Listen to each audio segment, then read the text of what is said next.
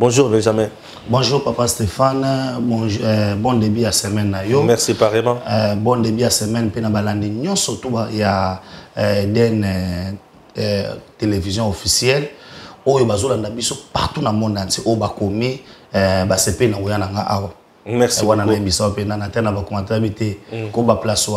Et Bible lobby et c'est quand oyo bobeti ba fongole libino bo demere wana. Et c'est quoi ba yambi ote pour la makolosa ni kende. Le roi ba yambinga awa je pense que on est là pour leur servir et balanda biso na bokemi parce que nous allons parler République, nous allons parler l'intérêt de la République démocratique du Congo et tout court. Bien sûr. Aujourd'hui, princesse Adèle Kainda Maïna dossier à Liboso ya Katumbi. Je préfère Kobandawana. Il y a une lycée où ils sont dans le côté, le lycée Lubusha.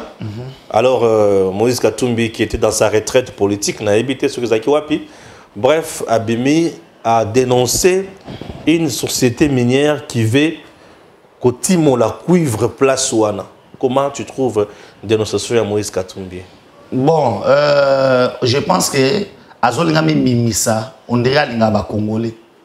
Comment ça? Oui, or en réalité, Alingaba Congolais. Papa Stéphane, le Moïse Katumbi. Moi, je pense que comme les sols et les sous-sols appartiennent à l'État, dès lors, lobby. Bien sûr. Ceux qui ont par exemple minéraux à Awa, parce que Sotali, école, na auto béni site wana minéraux ko bimisa, ça veut dire minéraux en assez wana ko tongela biso 10 écoles, 15 écoles, 30 écoles, 40 écoles, l'État dans la maison ya mongo. Et li ko baté que so ba délocaliser école wana place wana, ndé ba lobi ke non, ba bomi ke la sa bana ba otanga susuté. So ko landi nature ya communiquer na ye. Alingala sonde ke non ba bomi avenir ya bana ba otanga susuté. Or, tant que ba kuti minéraux wana, l'État déjà a pris les précautions dans la société wana ou exploiter cuivre place wana il y a bakotonga école wana bazotonga école wana place mususu maintenant yé pona yé alingi asala pour ba yoka yé ba mona que non azo défendre ba congolais il n'a pas autre bengi motema ya défendre ba congolais Papa Stéphane. On a vu un Katumbi gouverneur. Est-ce que tu peux rappeler ma histoire que Katumbi fille gouverneur il y a Katanga Mobimba au bakati na 4 parties. Qu'est-ce qu'il a construit? Attends, il a son nombre d'écoles où il y a tombé. En tant que gouverneur. En tant que gouverneur. Oui. Et puis à l'époque, Oyo, Ozo Kapena que non, toi tena qui niveau mongo boya rosanate na ba recette tu ezaki ya ba minéraux. Qu'est-ce qu'il a construit? Ngana kenda appelé ngana kenda Lubumbashi. Na tambola ngai, na tambola pena na bino, bola ke sangai boutique. O Katumbi atonga boutique. Na bi supermarché te. Boutique. Nabi molte. Nabi boutique. Oya tonga pour l'intérêt de la population. Oya tonga en tant que gouverneur pour la population. Intérêt de la population exact.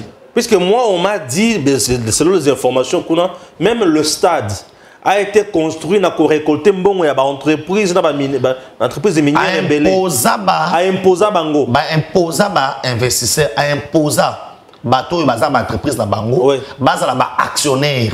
Pour l'État, pour la club Mazembe.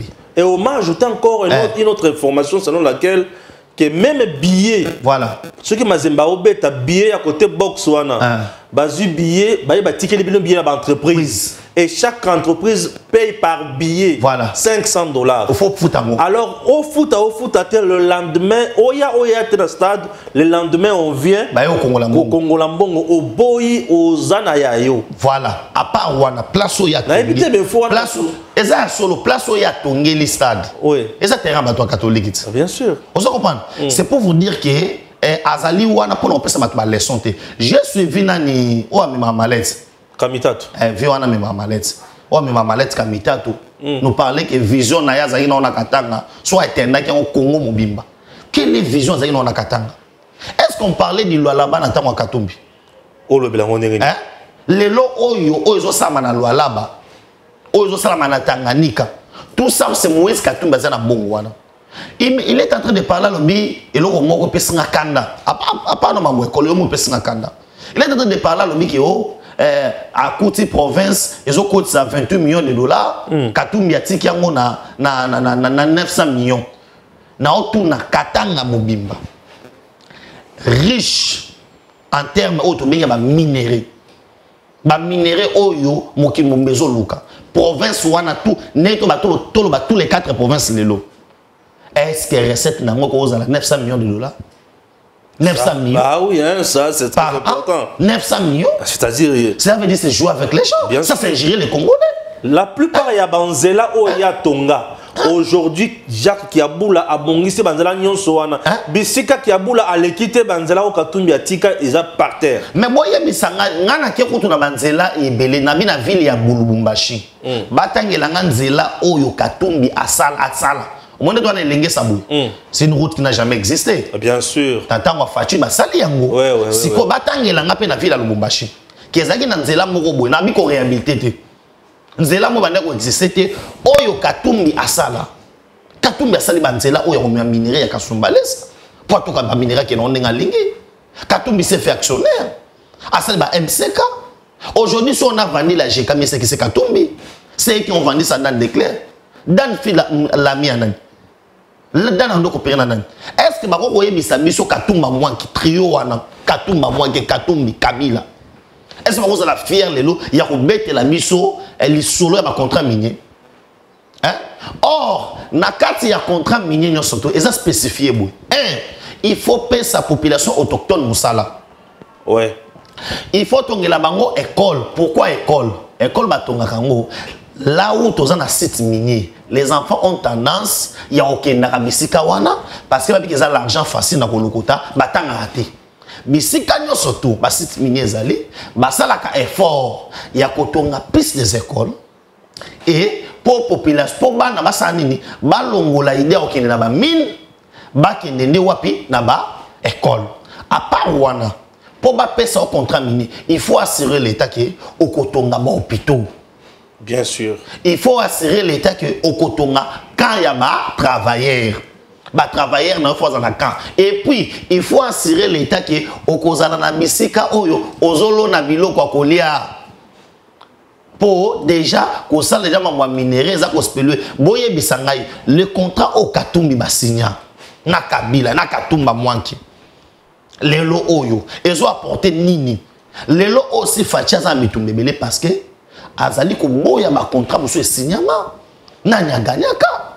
Est-ce que lelo Katumbi akoko ya apesa ba kon? Est-ce que Katumbi akolinga ba congolais? Personnel papa Kadiombo. Katumbi a bloqué biso minerai na Zambie pas na bango. A bloqué biso minerai. Nazoye baté pourquoi les Congolais tolinga kate to beta histoire ndenge ezali papa? Non, il faut dire la vérité au peuple. Il faut que ça vérité na ba Congolais que à côté kalaka kolinga ba Congolais té parce que tout ce qu'il a fait un opportuniste seulement. Et ça pour n'a intérêt naïe. Bien sûr. Nazo tout na bato ba lubaka masangu ya Katumbi. Ba ki na onika on a Zambie. Masangu ya Katumbi. Ba inonika on a Zambie. Kas Katumbi azana biloko ne belé na Zambie par rapport na RDC. Mais nazo lo baboye, est-ce que ba Congolais peut-être ko fanda lelo? To fanda total ke non Moïse Katumbi akolinga ba Congolais. Na nini? Le stade Mazembe n'a pas le même standing na stade de la Kenya. Il y a l'État, il y a privé. Oui, pour nani. Tout ça c'était quoi? En quoi il était meilleur gestionnaire? C'était pour fragiliser l'État congolais. Bien sûr. Et tous les dons avant qu'on s'ala bien à l'université, les accords Moïse Katumbi. Abala c'est biso badon au gouvernorat provincial na tango Katumbi et banda ko sala. C'est très important aussi. Na oui monsieur le moko o tam sous ça ba to passe. Qui oyo Katumbi asali na Katanga Mobimba ezali 1% ya oya gagné. Wow. Ezali 1%. Na landa documentaire moko qui a vendu le Katanga. Ouais. Et basomo na yo kakuna. Qui a vendu le Katanga? Obeke Katumbi akomaki na ba niveau ya akeboye ou à Kangao, mais exploitation illicite au boy na boy. À coûte 50 camions. Pour la nini na tango na ye, batu tout ya PPRD. Ayebi question na Katanga, na kepa Katumbi na Kionginda. Pourquoi? Parce que baïbaki azo yiba l'État congolais, azo bouba l'État congolais, azo distraire le peuple congolais. Et aujourd'hui, n'est-ce qu'on va comprendre? T'as pas mon qui a voulu travailler koto, ba mon masuka a travaillé koto, ou a travaillé koto. C'est que ce type ici, c'est un aventurier. Parce que tant que vous avez concentré sur la ville à Lubumbashi, les gens croyaient que Katumbi a ce qui peut n'engagner. T'as la montagne qui est dans le niveau où le non pour ngana Lubumbashi Kinshasa. Na kita Katanga, na comme Lubumbashi, ça c'est un visa. Ouais. Hein? Est-ce que c'est un niveau comme qui? Oui. Il y a que Ngaï. Hein? Moutasan à Lyon, pas qu'il à Marseille, à France, c'est un visa. Et ça, madame Mougani. Moutasan à Dallas, pas qu'il est Chicago, c'est un visa. Impossible. Hein? Na moka moko. Bisoto koma, tu vas avoir un visa pour la Katumbi. Ça veut dire, Batulelo, Katumbi, à cause de la donneur de leçons. Bien sûr. C'est pas un Katumbi qui peut venir dans ce pays, pour la question qu'il aime la gratuité de l'enseignement. Et il aime les enfants pour étudier. Parce qu'il a construit combien des écoles? Moi, je pensais que... combien d'écoles il a... Mais il doit nous dire, il a construit combien des écoles? Oyo lelo, on veut détruire. Il en a laissé combien? Na Katanga Mobimba. Aïbissé sur la Likase, c'est combien? Na Kolosé, c'est combien? Na Kipouché, c'est combien? Na Nine, c'est combien? Et nous dire réellement que non, Tala Ongana Koutaki, Tala Ongana Tikaki, et aujourd'hui, non, on ne doit pas aujourd'hui que non, tout ça va miki ou bien tout ça va zoma ou non, tout yebi discours wana ko diaboliser parce qu'il dit que non, c'est le développement. Aujourd'hui avec un principe il y a traçabilité, il y a makamune que kende au monde qui même tel que funguru mais boina boy mal à l'aise. Hein? Mal à l'aise. Azo sala lelo SOS pour le lycée Lubusha. Mais pourquoi cela s'appelle SOS pour la Gécamine? Parce que là, à côté de la Gécamine, à Boma SNCC, avec Société Nayakuna Matata. Maintenant, sur les rapports du Katanga, Oimima Awa, il faut que les Congolais tout le monde.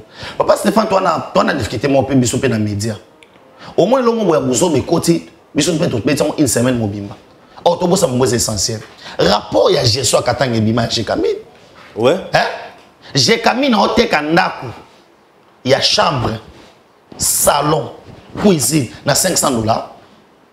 Yo ko na 500 $. Ah, nandengeni. Ba kamati quand ba travailler, ba personne ba étranger, ba tekeli ba na $500. Yo ko na ko ya 3 chambres, cuisine, salon na $1500. Mais ils ont fait ça. Ils ont pris place au yo na nieza na ba minerai mais ba teka ba gisement nyonso. Et ça n'a pas fasciné par nous récupérer. Tel que Funguru m'a fait à Congo, pourquoi? Bah, il y a un contrat. Alors, tous les partenaires. Au fur et à mesure, l'exploitation est au matin. Au fur et à mesure, paye. Bon, il y a Congo, ça n'est pas au matin. Voilà, voilà. L'exploitation est mati. Bango va continuer toujours. Pour voir que le chambon na caisse à l'État, na toyakala. Ça veut dire que l'exploitation comme il y a 50 tonnes. 50 tonnes, mais Bino Bossa et la Kaka, 30 tonnes. Voilà. C'est pour vous dire quoi? C'est pour vous dire que Katumbi a l'honneur de leçons T. Aza mutu oya koko défendre ma école, ma école, parce que il n'a pas su construire des écoles pour l'intérêt à Yaba Congolais. Maintenant, voyons qu'on va exploiter les minéraux. Oya kotonga ba école. Oya kotonga ba école. On a dit bateau mon moto afan na hote so ba chembi milena diamant opona nini. Vous parce que mon so ça maïl na opona diamant. Pour son poni diamant na osomba ba bible. Ouais. Pour son diamant hote les lo banza bete bible na diamant na opona diamant. Pour na okino osomba ba bible. Ndozo ba Katumbi ngala sabato na keno so école wana itonga ba nakala tabazo bukango buena bu non. Minéraux ba obimisa wana ekotongela biso ba école. L'État a besoin de l'argent atika politique de diabolisation parce qu'il n'est pas un modèle. D'abord on a nos Congolais là nous les confirmons sur tout nini tozana ba documentaire tozana bato baloba avant biso pour na yo kama kamweza ono bino boloba kaka bo finga baza te to finga kate to loba kana bato bazaka na bino et alors mutu mutu na fungola parenthèse mukena kangango on est bino utabo taxa kabila ki o aza Congolais te na biso biso taxa kabila te na rapport mapping page 217 ba commis bien Hippolyte Kanambe Kazembere alias Joseph Kabila ngamuna komate wana oni emengo imukena alobi basali mutu bapesi kombo bapesi identité bien sûr papa kyungu wa kumwanza alobi ayaka na baboti na makolo topesa ye sapatu katango azobaki tozaba ya bazaba ingra topesa ye kombo tokamata identité na biso osala nini topesa ye wana baloba te apa wana Ibrahim Kabila oaza entre parenthèses ndeko na ye aboyi ke wana ndeko na bango te asengi test ADN ebembe ya muze pesa nango mosika te eza awa liboso apaya de la nation siko papa so tolobi bongo ote bino ofinga kama tofinga te odizo makambo oyo tozoyoka nde biso toloba nakoluka pe mission ya ma part de vérité ya Muyambo ma part de vérité voilà Muyambo ngai te ma part de vérité ya Muyambo nakoluka ngo lelo ti ba poko sur Edem TV bokumunango nakoluka ngo pe na tiango lisusu ma part de vérité kaka yambo nazo dossier à Francis Kalombo na Noël Chani nazo un dossier il y a IGF na portefeuille chers compatriotes nana pour ça caméra boy aujourd'hui nazo pesa chapitre 1 na chapitre 1 on a koto nazo sala introduction générale et demain Rosala kaka na mwana tsukawa tokoya na chapitre et je vais vous donner le détail ndenge makambo ezo salem. Aujourd'hui les gens qui tirent sur princesse Adèle Kainda Maïna ezo salanga pasi mingi na kolanda bango oya liboso a ganga kawa ke biloko lukuta na niveau ya nini c'est quoi société la mission courant au Yunin SNEL ba câble et consort IGF Kangi et consort au moment où je vous parle justice et PC au Guy Kalonji raison pour dire que il avait raison et na kendati na SNEL na zo vérité et la vérité on a l'axabino yango vérité ma moi SNEL o itala ma moi ba câble niveau ya lokuta na manipulation je vais vous montrer pire, il y a chantage. Oyo, IGF basala kanango. Bazana politique moko nakolo ba ya diabolisation na mokuse. Ko bebi sa image ya batu et peut-être parfois lobi nango batikali kimia mais basala bebi sa ki image avec ba communicateur na bango. Je m'oppose dans le lenge ya kosala makambo wana. IGF portefeuille bango nyonso bazosala mosala pona mboka eloko liboso. IGF moto azakuna azali bamatisa ye na pete et pas ya mokonzi mboka président Tshisekedi. Mutu oyo azana ministère à portefeuille azali ministre po mokonzi mboka wana kaka ne muto noma ye lisusu. Tous des travail pour l'intérêt du peuple. Je suis dans le domaine glissant, domaine ya makambo ebele, domaine ya entreprise. Chers compatriotes, qu'est-ce qui se passe? Yamona répondre na mutuna wana. Na kotina na mozindo ya armée na bango wana système na bango ya diabolisation wana Tony Mwaba a volé aujourd'hui naza na preuve mon côté balakisa biso document mon côté oyo prouva que Tony Mwaba a volé balakisa biso eloko mon côté oyo prouva biso que Tony Mwaba a fait ceci a fait cela dossier Veridos tosuka wapi politique ya diabolisation diaboliser les autres pour mutu abima ke yende aza bien na bana bitinda na ye babimisa ba dossier awa dossier kobile eza wapi nana ba dossier na dossier kobile na kobimisa ngo na kolakisa bino ndenge bato baosala mosala siko na mboka CNS ou INSS boye nazoluka nano yango bien CNSS ou INSS naoluka yango bien na kobimisa ba dossier eza wana. Chers Congolais, en dehors de cela, qu'est-ce qui se passe dans l'entreprise, dans le domaine du portefeuille? Princesse Adèle Kainda, okoki ko traité na makambo mosusu, mais kolobaki azali muyibi, ezali mauvaise foi, ezali kindoki. Princesse Adèle Kainda Maïna, une dame d'État, femme d'État, intègre, compétente, fidèle, capable de faire mieux. Elle fait peur. Na dossier à liboso, na portefeuille na alingeti Jules, à couloir alingeti. La dame était capable de dire même na mokonza mboka bengisa alingeti avant d'aboyer ngana avant d'aboyer approuver makambo oloba. Suis. Bakanga minoko.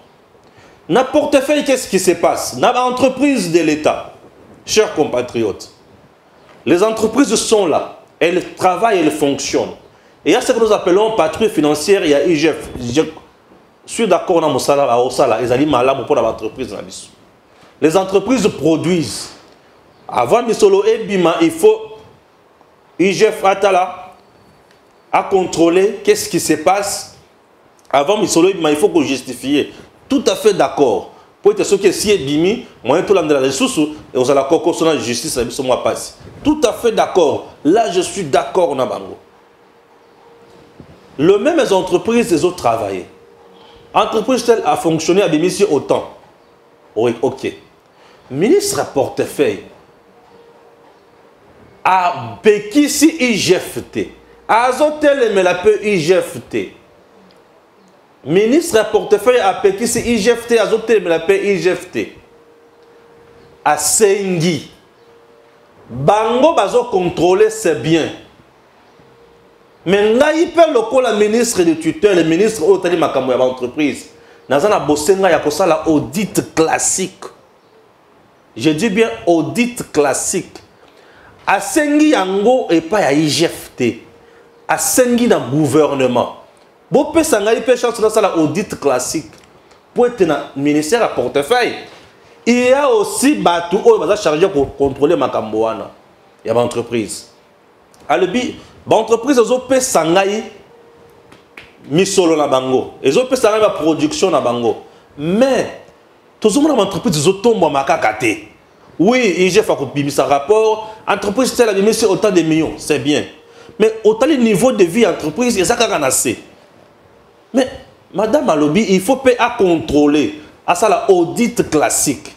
Na la performance na bango ils qu'est-ce qui fait que consort et consort.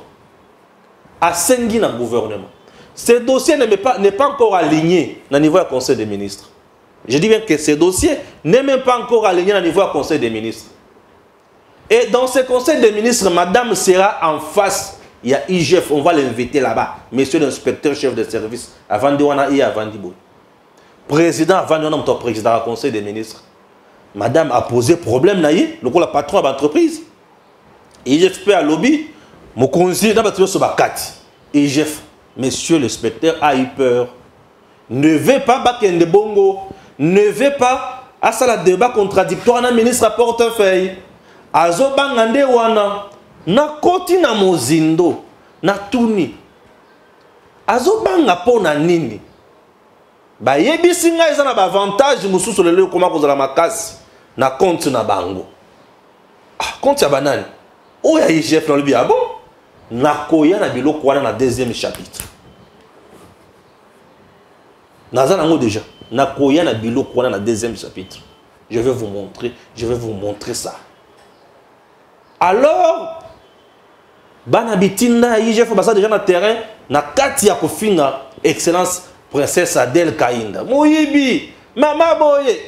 Na moko tela na ba savon. A au finga basi ya boye moyibi. Ah bon? Yozo finga Adèle Kainda moyibi.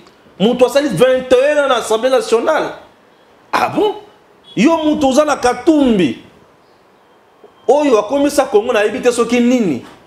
Tu sors Katumbi, tu vilipends Tshisekedi matin, midi, soir. Mais tu es du moins avec le chef qui a été nommé par Tshisekedi. Est-ce que es-tu vraiment crédible? Non, non, pour ça, autant à ôter. Nayoki Nkele, Nayoki Passi. Dans tout ça, le problème c'est lequel? Madame Azoli Nabi Sabango Moussouni Moko na Monoko. Non, il s'agit de vérité. Et tant qu'on a ça, on va comprendre qui aime Tshisekedi, qui n'aime pas Tshisekedi. Vous allez comprendre. Princesse Adèle Kainda Maïna a Koki Koyi Bate. À votre enseigne, Oh, ça a entreprise minière, bradage. Au côté de cet article, on trouvait que nul a imité et ça de mon côté. Bazo ya ko proposer Adel Kainda commission. Mbongo des droits quand tu kozwa commission. Il y a 3 millions de dollars américains. Abo ya le yobo tcha na caisse ya l'état. Nanya ko tu sala yango. Nanya sala ambassade à tout moment. Oya komi ko se comporter comme la vice-président. Nani le lois zolo ba ke patrouille financière ezangai ezaki sécurité. Tango Tshisekedi alobaka makambo oyo te na suya Kabila to yeba ke banani na mboko. Chers compatriotes, aimez Tshisekedi c'est travailler dans sa vision. Je vais vous montrer des choses pour comprendre que Mato il passe et Moutou passe. Adel Kainda aujourd'hui est victime. Il y a confiance au Fatia Pessier. Adel Kainda a un parti politique au lelo comme ko bangi sabato Aldec. T'as la image il y a Aldec à l'occasion de la célébration, il y a 5e anniversaire, à niveau, il y a Fékin. Et si Adel avait déclaré 2023, c'est Fatou ou rien, en Jésus-Christ, nous sommes plus que 22. Adel Kanobi en 2023. Chango Anobi en 2023.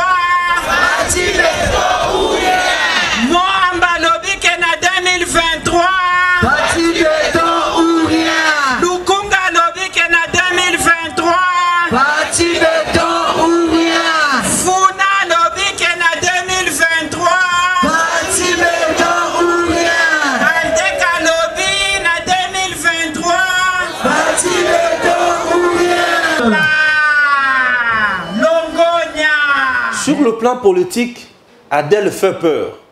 Pourquoi? Puisque ici à Kinshasa, a gagné déjà confiance. Aldec a gagné ma solo. Et en plus de cela, après avoir fait la prière pour la FRDC, la cathédrale, la image, voilà comment on a oyo. Adel a pèsé bangoli sous passe mingi. Et a yeko cloué bangoli sous mokolo azaka na stade avec cette image. Prière pour na mboka toujours pour na FRDC. Donc actuellement, la femme d'État qui fait rage, la femme d'État qui a ravi le cœur du président Tshisekedi, c'est Princesse Adel Kainda Maïna. Tous les détracteurs ne sommeillent plus.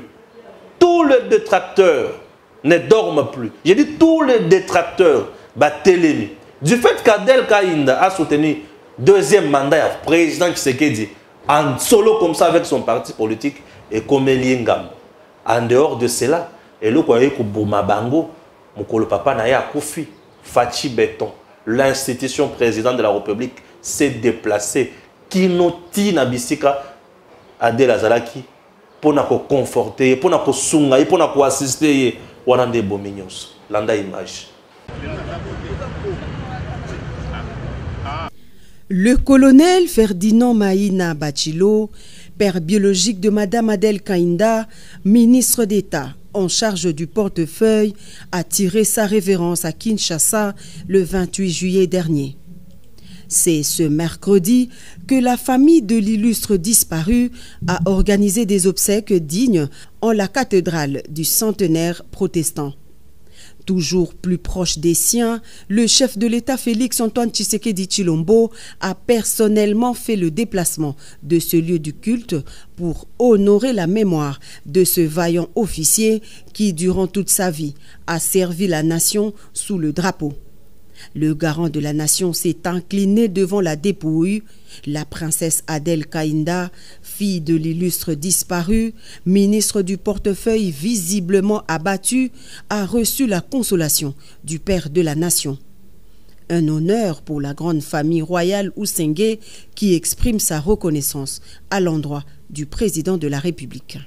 Au président de la République, je voudrais lui dire merci, lui exprimer beaucoup de reconnaissance du clan Oussengue, qui est notre clan royal, et de toute la communauté Tchokwe. Nous n'avons jamais été élevés en politique comme maintenant. Nous n'avons jamais eu de valeur comme maintenant. Les mots pour qualifier ça ne sont pas aisés à donner. Il nous a beaucoup élevés en dignité, et puis en se déplaçant, et je sais qu'ils ont de très bonnes relations, elle le considère beaucoup. Ça nous touche profondément. Plusieurs personnalités et membres du gouvernement étaient présents à ce culte d'action de grâce officié par le révérend André Bukondoa, représentant légal de l'Église du Christ au Congo. Le colonel Ferdinand Maïna Bichilo, retraité de l'armée congolaise, quitte la terre des vivants à l'âge de 77 ans. Adèle, c'est une dame qui travaille pour le pays. Minerai Yamboka, véhicule financier AJN. Minerai Yamboka, commis en bourse sur le plan international, bourse canadienne. RDC gagne l'affaire de 60%. Adèle Kaïnda n'a pas de pourcentage dans tout ce qu'elle fait. Elle se contente, il y a frais de fonctionnement, il y a un salaire. Une femme intègre, droite. Une femme qui travaille. Elle quitte la maison à 4 heures pour arriver au bureau à 5h11 et commencer le travail. Vous pensez qu'elle perd tout ce temps pour venir tricher, voler dans les entreprises, pour continuer à vilipender dans les médias, puisque vous êtes au mamel et à Batumsous. Comment ça se justifie? Tu es ami, il y a moi, il y a Mouyini Nabino. Je ne comprends rien. Naza na deuxième eloko. Nako bimisa siko biloko nyonso. Deuxième chapitre. Ne vous en faites pas. Naoya. Le combat est facile lorsqu'on connaît son adversaire. Merci. Benjamin Mwanasouk. Papa Stéphane. Wana Bakanda. Oui. Bimisa Makamba. Problème est ça, que les lois faut bailler milo moko ke. Soyozo servir na vision mokonzamboka. Ngana servir na vision mokonzamboka. Bon, il faut t'expliquer dans nos bateaux. Ozo la cogestion, tu contrôles le pays. Portefeuille, il y a des patrons de l'entreprise. Oui. Il y a un ministère des titelles. Oui. Cela veut dire qu'il y a des moutons à ce sens. Comme Mokonzamboka, dans le cadre pour renforcer Moussala, Basala patrouille financière. Dans le cadre de l'entreprise, il y a l'État. Et l'Union Kolobate qui est ministre à titel, à l'ongo Kosala Moussala nae, IGF Fatikala Moussala Nyonso. IGF Moussala n'est pas contrôler, mais il est co-gérer entreprise à l'État, na Otobengi, ministère à titel, et si koyo. Et là, on a les années. IGF, tout le monde IGF a commis le coso, il y a un pourcentage. Très bien. Et là, on a salarié, ils allaient le coso. Vous appelez la vérité, voilà. Oui, le coso, si koyo, ils allaient le salarié, et comme il sala musala oyo, ils allaient y été. En fait, les gens doivent comprendre ceci. Les chiffres oyo, IGF va réaliser, l'entreprise va réaliser autant. Et c'est que la charge de notre entreprise dans sanango ko futa bato ko sala réhabilitation boy né ngongwe ko tikala né ngwe ngela kisake non cette entreprise a réalisé autant. Maintenant qu'est-ce que maman Adèle amoni que bozo tombola bachi parce que na montant IGF tombola il gagne les pourcentages par rapport à montant ya lobby. Or, il doit gagner les pourcentages après charge Olongola, il y a ma entreprise. Après ma dépense. Après ma dépense Oyo, entreprise à Olongola, Oyo personnel, boy. Maintenant, na Moussala Oyo, nani ministère à titel, ils ont droit na yé. Azali peine droit, il y a pour ça la audit lobby classique. C'est-à-dire quoi? Attends la performance, bon, yo lobby qui a réalisé 1 million. Tant qu'il y a ça d'habité, entreprise le roi encore réalisé 1 million. C'est vrai 1 million. Par rapport à nous, on a réalisé 300 000, mais il faut qu'on a 10 millions. Et wana sikoyo, eza musala IGFT. Wana esenge libati ka ministère ya titel, asala musala na ye pour renforcer ma capacité. Yo solo ba ke le ministre azobo ya cogestion. Or, ezali mabe, boko ko cogérer na ministère te. Yo zana pour na sala auto bengi contrôle na yo sur le Et si tu veux faire la cogestion, accepte le contrôle aussi. Maintenant, il y a un truc qui est sikoyo. Que vous cogérez avec les ministres. Maintenant, vous venez contrôler les entreprises. Qui vous contrôle, vous? Ah oui. Hein? Maintenant, la question est de savoir qui contrôle l'IGF. Nous voyons comment il a armé. Et là, il a fait ce qu'on appelle l'armée numérique. Ouais. Et lui, comme Azana Batu et Belo les Congolais ne vont pas comprendre que et au dossier est belé. Oyo balobi. Ba fiasco na ba fiasco. Oyo banalinga na betango abeti libanda. Abeti libanda. Ozomona abeti libanda na makambo ebele. Asimi ba touche na ba dossier ebele. Ebele. Ozomona oyo aye ko sala reto azongi sima. Ozomona. Le leur premier ami intime ya Tony Mwaba. Yango nazo esuki azongi sima. Moi je pense aujourd'hui royaume oyo ezaka division qui ne musikata. Bien sûr. Si vous travaillez pour le parlons le même langage. S'il y a un problème net c'est Mahamabou. Ne faites pas votre côté na moi na yote baganga libanda. Déjà pour insulter les gens. Moi je pense ba ko inviter au conseil des ministres. Maman Oki Maté. Yé maman de moto sengi ba inviter ba ya ba solo la. Ba fandi boye alobi non président ngana moni boye. Yé pas lobi ngana moni boye. Comme azana capacité on dirait on dirait pas qui m'a débat na maman na conseil des ministres voilà ce qui a aligné loko wana liwa non c'est-à-dire azana loko véritablement qu'on caché mais ce qui y a on a solo nous soutenons le président nous ne voulons pas ce qui peut n'engager parce que et il y a de ce genre là moi personnellement je n'ai aucun problème avec l'IGF mais nous analysons ma camonenge zoké bien sûr nous voulons que nos entreprises aient comme ma casse et concurrencer.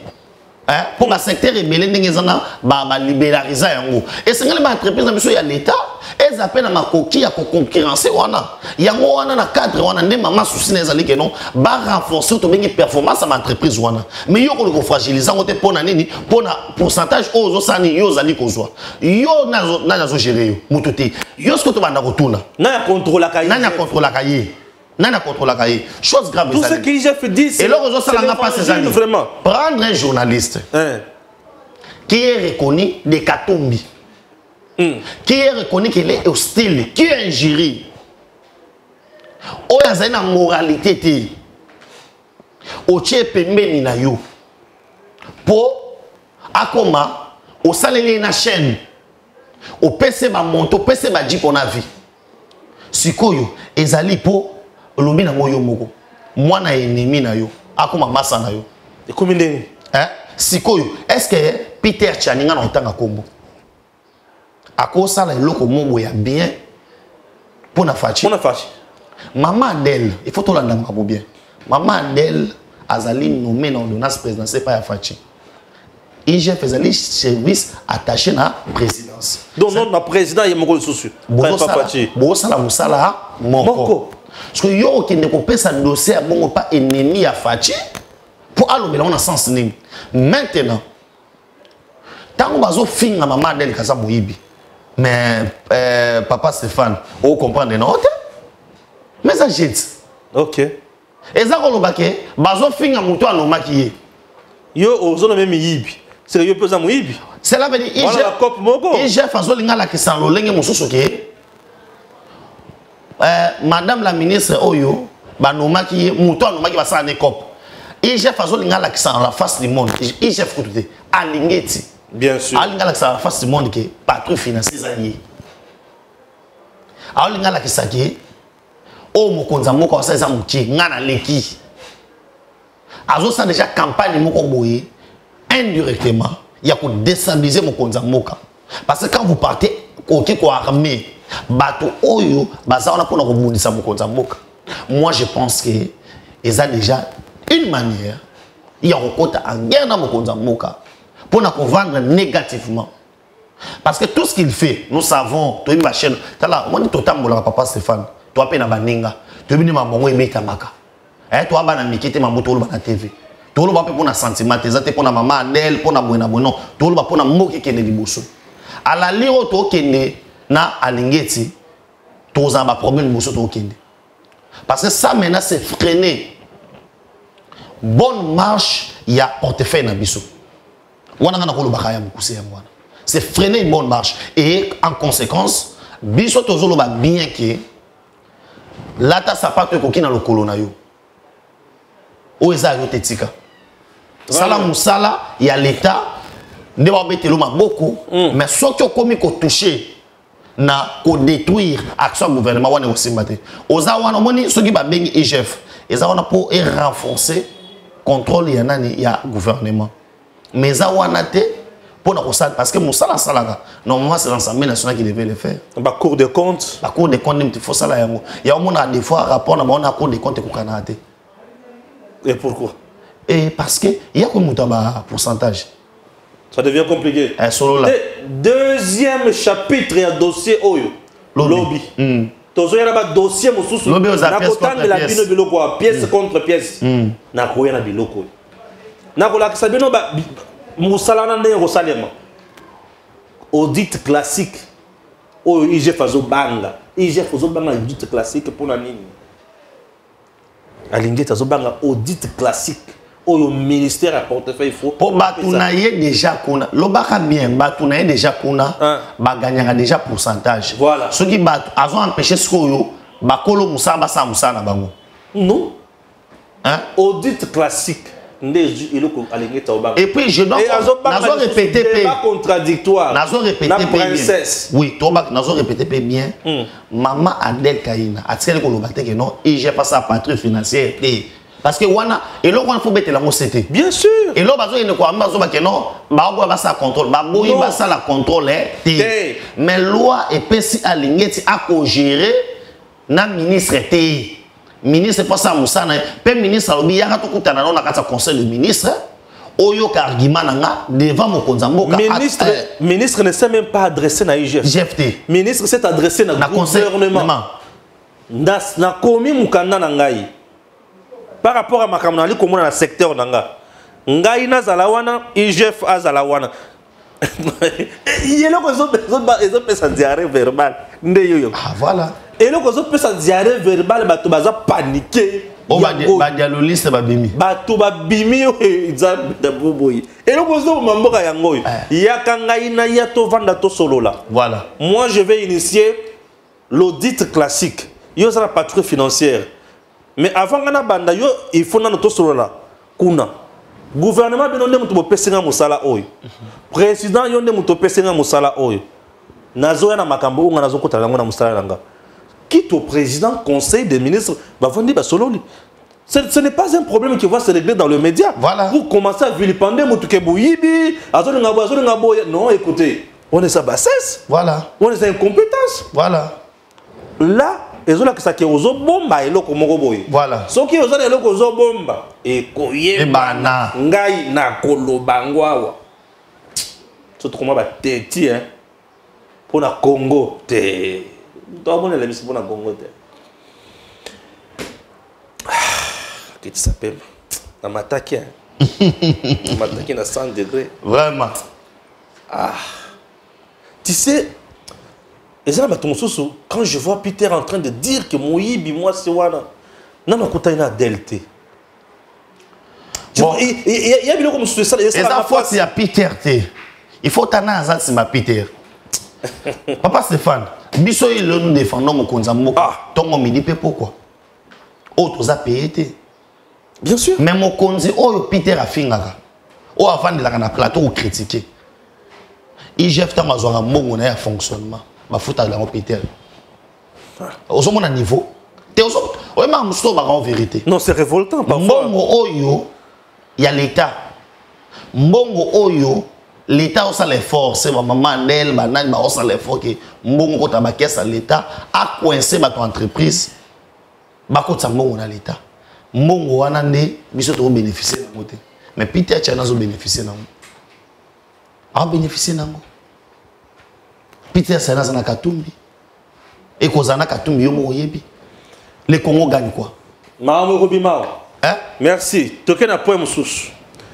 Dans l'Andy Francis Kalombo qui est passé dans la chaîne Mokoana, il a dit des choses. À l'obit Chani, à côté d'un domaine na bango, mambo ya loi. Hein? De père et de mère kakat. Né le wagnon c'est ça. À l'obit que Chani a taxé qui a Zimbongo, après ça que moi si moko ale kaka na chaîne ya Pero ban kala na moi na boye pour la taxer mambo belé c'est qu'il faut à la que ça va preuve que moi après ça moi son mbongo à la que ça va preuve que ba pesa super mbongo et consort bazo funda sikoyo Tchani. Mais le vrai problème c'est ça de père et de mère. Comment faire taire Noël Tchani? C'est tout ce que nous retenons ici. Comment faire taire Noël Tchani?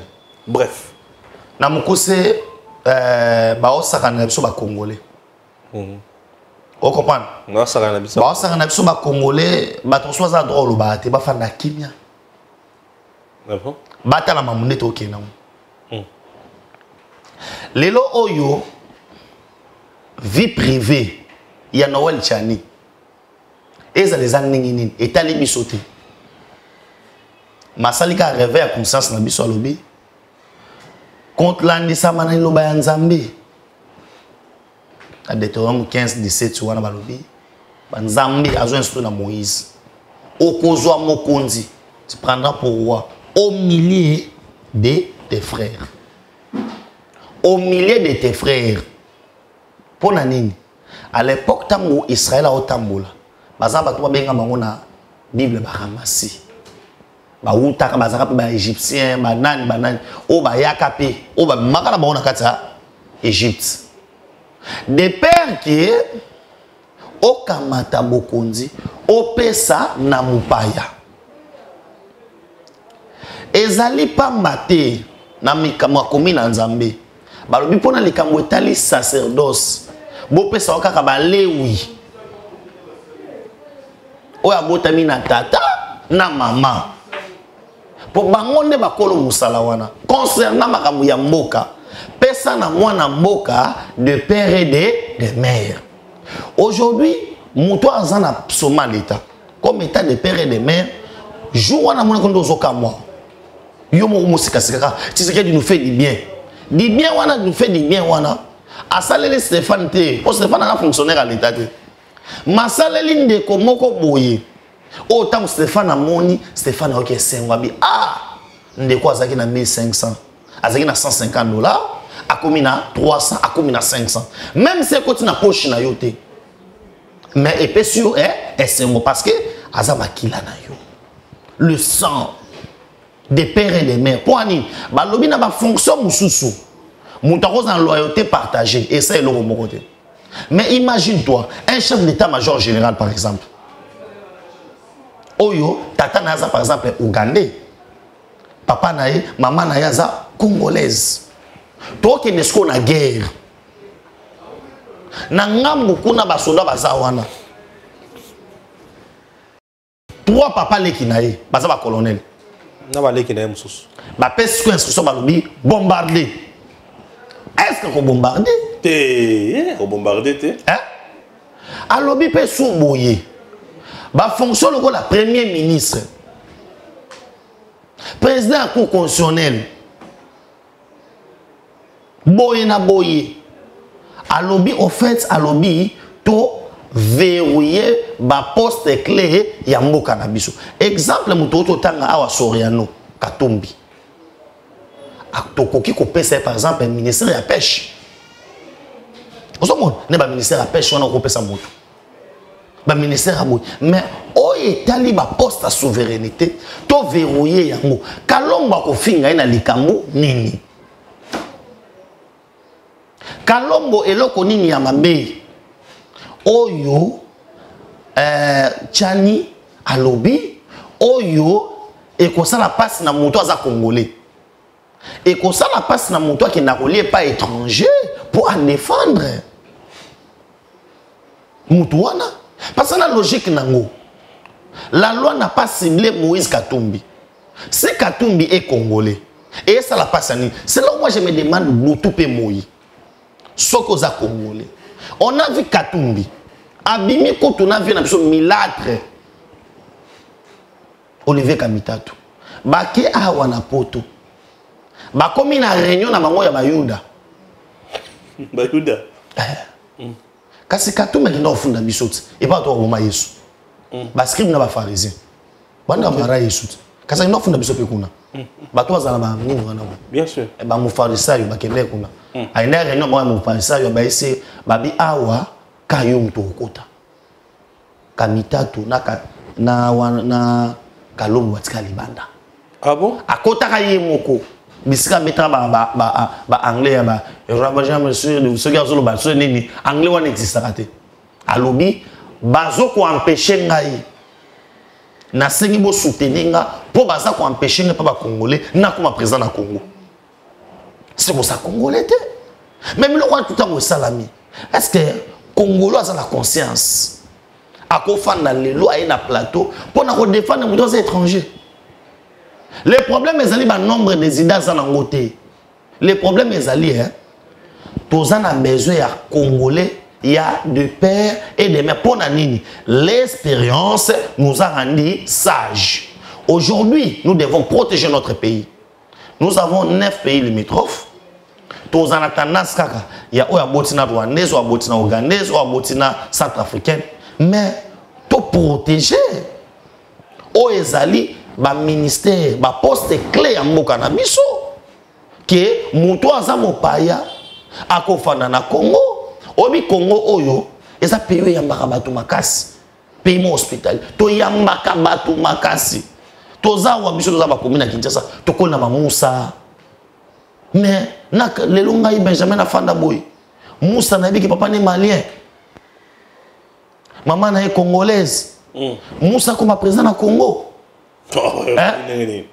Na yebi pe Ahmed nenga za na papa na ye togolais maman na ye nani burundaise papa na ngai to fanda ka bolora to sakana ka to taki na école moko na mona ka bo Ahmed maman comme président dans Congo et aussi maté même bible ko sepela na ngote c'est-à-dire aujourd'hui ba congolais na saka na ba congolais bon comprendre bitumba ezali problème personne papa Stéphane on a pris ces problèmes il y a des pères et des mères to sundele liango pululu na Tchani. Or, c'est un combat na bisognos. Or, c'est un combat. C'est un combat que nous devons mener tous. Voilà, les lots sont estimés dans le cannabis à 30, entre 25 à 30%. Il y a un bateau, bazali ba mélange. C'est trop risqué. Voilà. Nous sommes en train de perdre le pays. La terre. Oui. Or, la plupart des problèmes autres dans les lots, dans l'Est de la République, et ça parce que Batouana va préparer une infiltration dans Bango, va réussir yango et comme fragiliser biso. Parce que dans la zone du maté, moi si moi ko azana 70 ans, soit 60 ans, akamata maman na munduki abomi na ndako na ye. Pour bimana on a bouté que nous peut ça rebelle. Soit ça congolaise vraiment. Non. Hein? Soit ça mélange. Est-ce que dans la zone Lima, un Congolais a vu mutuka chargé na Damas, accueilli, ko ravitailler rebelle. Rebelle wana bon papa ni na maman na ye. Na zone Lima ke Congolais akamati mbongo akenango akende ko changer pas ya rebelle. Tala oyebi ndeko noza ndeko na yo. Na lobi ndeko noza ndeko na yo. Très bien. Basali erreur. Ya kozwa Congolais na Uganda. Mécanicien. Aya ko réparer Jeep. Na sol Congolais. Na Bunagana. Et pas ba rebelle. Jeep oyo rebelle a moto la ki FARDC. Congolais en Nathalie abongisi Jeep atali plaque alobi oza abiso na rotika ngwate asali acte bravo o ba blo mususu to beta ngokara muto bongo aza muto ya chef de l'état ko lukaye ba luke les chefs de l'état ba yena on doit les décorer hein au risque et à péril ya vie na ye. Tu sais pourquoi il a fait ça? Le sang Makila yaya. Un de père et de mère. Ah oui. Un de père et de mère. Ouais. Aujourd'hui, nous avons peur. Pourquoi? Même dans les jeunes, nous ne disons pas qu'il y a des étrangers. Mais nous disons qu'il y a un risque. Ceux qui n'ont pas des jeunes, ils sont dans la frontière. Bateau, ils sont Congolais, il y a Ndambu. Ndeko a pris les risques. Il y a un Jeep. Si n'a pas fait FARDC, si les prix reçoivent vie, ils sont en danger à cause de Moutuka. Hein? Et ça, c'est dire que nous avons dit que Baboto la miso o ya miso pas étranger. Mais Katumbi a botola biso ya biso. A botola par na bango. Minéré les kabalobi bozan nyongo za kutu ya yete. Ya katebi katoto. Abi bozan na nyongo na biso minéré ko lekate. Wana Congo na guerre. Muza oluka muza lela. Muza lela. Ba travailler à Jekamine impayé. Ba oluka ta mbongo ekotana kesa l'État. Katumbi akanga ya ngalo ba oyo e ko lekate. Wana nyongo ya yana ngana bloquer yango. Donc bato bakufa na nzala. Bakufa na nzala. Tu sais pourquoi? Ba biloko ande fo isaka. Nani Kalombo. Hein? Bande ba Kalombo. Tala, eza na daje wa lobaka vouloir ka leja kaloma ko abu. Kalombo dio fa mo ebikol. Voilà. Un jour ne be pêche les sons. Voilà. Ago kende. Ozo kumisa ndeke. Aso sauter. Aye ko lukane nsenge na se. Et on l'utilise pour fragiliser même pendant Tchani. Ya on a solo ba ao kende. Les deux sont indi. Abisa passeport ébélé. Est-ce que Francis Kalombo a comment la différence ya Kabila oyo entre guillemets sa phrase étranger na fachi que soit maramno surtout il y a beta 10 ans à ceux qui disent ça ça pour il a été invalidé ici pour nanani après avoir servi Kabila Tongo me dit pourquoi Kalombo a été invalidé ici na yebi ke ba congolais tout en histoire ya papa Stéphane souffrant dans son émission dans Sala, tout son la mort histoire ya kala. Non, c'est très important. Et c'est très important pour aider les gens qui sont les bandes. Nous ne sommes pas des dialoguistes. Nous faisons des analyses politiques. Nous sommes des patriotes. Et nous soutenons les institutions de la République. Oyo, baza ko travailler na mokonza moka. O ba travailler d'une manière positive. Quand l'IGF bana ba tombo l'IGF. Et ça bisoté. IGF. Mais tant qu'on a dit côté ngamba. Faut ça y est na nzela to ebise ki obeti faux dans dossier Tony moi j'avais beaucoup soutenu IGF on est se rendre compte par rapport que j'étais en erreur voilà et on pour nani on moni les autres et Tony moi avait raison on a compris pourquoi parce que il a sali otobengi armée numérique naie mais tout na lobela likambuya Francis Kalombo eza passé au moins tant on défendre et locaux hein o ya mabe ozanga na ba argument solide pour nga na trois questions na retourna nani Francis Kalombo a okangama question liboso question liboso na retourna eboy soki yaya ya mutu yoko yeba mutu koleka ya na ye Kalombo yoko yeba mutu koleka ya na ye a kokate ayebi Katumbi koleka koleka Katebe katoto ayebi ete parce qu'on a lingina yebisa ye na tuna so yebo mwana ya Katumbi akoma député na Zambie ndengeni po na obimisele constitution ya Zambie po na akoma député ba condition ko na obimisele constitution ya Zambie oui hein comment devenir un député national en Zambie voilà hein ba obimisela yo. Comment devenir Francis Kalombo député national en Zambie? Wana siko Francis Kalombo va répondre biso. Ayebisa biso ba comme député na Zambie ndenge nini? Et mwana ya Katumbi akoma député kuna ndenge nini? Et puis na kotuna Francis Kalombo.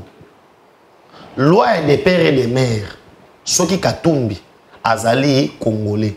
Et ça la bango passé na nini parce que obi que loi et pinisaka bato obeza loi mozo enyoko la ba congolais loi nini balobi boy pour être chef de l'état il faut avoir âge 29 ans mata bon mais moi na ko comme licencié na âge 24 ans to 25 ans il peut être déjà licencié ça veut dire aza ko pesa azoto ça ma critère nyonso.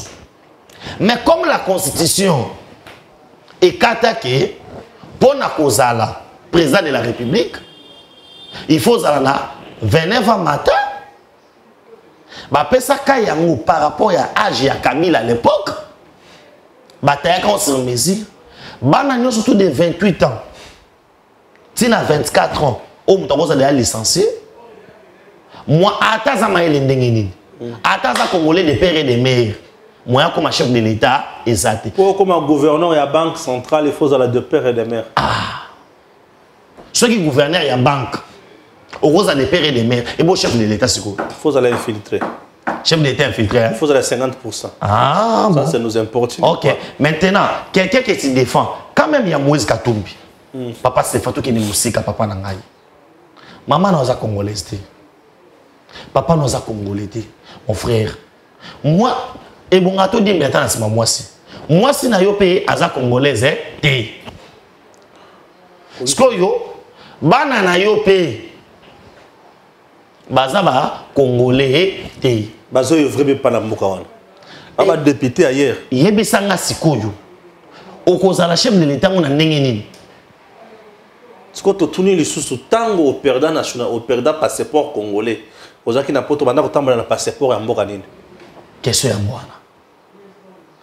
ya mwana wana Francis Kalombo répondre biso c'est pour dire aux Congolais que moi il y a Congolais lelo ezaye mo Congolais dommage et ça fait mal merci tout ce que là oui merci penana balandinyo surtout to esa bango que lobi tozoya na deuxième chapitre IGF no alingeti princesse Adèle Kaïnda qui dit vrai ok lobi toza en deuxième round deuxième chapitre et elle a biloko premier round a déjà na mon adversaire azo baluka premier round déjà auto beti mais deuxième round bosé c'est pour expliquer aux gens que batika mona muto sa musana voilà merci.